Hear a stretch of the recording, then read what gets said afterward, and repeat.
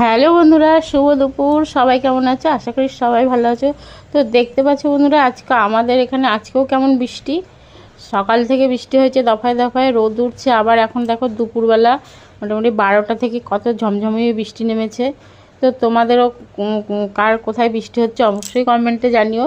তো চলো বন্ধুরা, আর দেরি না করে ছটপট আজকের দুপুরের কি মেনু হয়েছে তোমাদের সাথে শেয়ার করে নিই।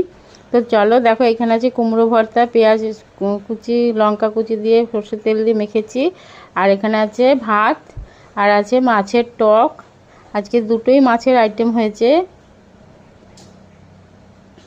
তেঁতুল দিয়ে মাছের টক হয়েছে। এই টকটা, মাছের টকটা কিন্তু আমার মেয়ে খেতে খুবই ভালোবাসে, ওই জন্য সেরকম মাছের টক এখন আর বাড়িতে করি না। তো অনেক দিনই পরেই আজকে করলাম মাছের টকটা। আর হয়েছে এখানে কচু দিয়ে, আলু দিয়ে, আর কাঁচা কলা দিয়ে রুই মাছের ঝোল, পাতলা পাতলা করে নিরামিষ মাছের ঝোল। এর মধ্যে কিন্তু বন্ধুরা কোনো পেঁয়াজ রসুন দিইনি, আদা বাটা, জিরে বাটা, ধনে বাটা আর টমেটো ধনে পাতা দিয়ে করেছি। খেতে কিন্তু মাছের ঝোলটা দারুণ হয়েছিল। তো তোমরা দেখো, কালারটাও সুন্দর হয়েছে।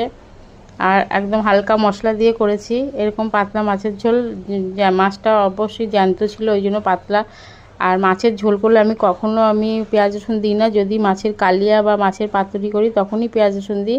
আর মাছের ঝোল করলে এরকম নিরামিষ ঝোলই খেতে ভালো লাগে। তোমরাও বন্ধুরা মাছের ঝোলে পেঁয়াজ না দিয়ে করে দেখবে, খেতে অনেকটাই টেস্টি লাগে। আর নামানোর আগে একটু গরম মশলা ধনেপাতা দিয়ে দিয়েছিলাম। তো এখানে দেখো আমার খাবার রেডি। এটা অবশ্যই আমার খাবার না, আমি বলেই যে এই খাবারটা আমি আমার ছেলেকে দিই সাজিয়ে, মানে ভিডিও পোস্ট করার জন্য সাজাই, তো খাবারটা ছেলেকেই দিই।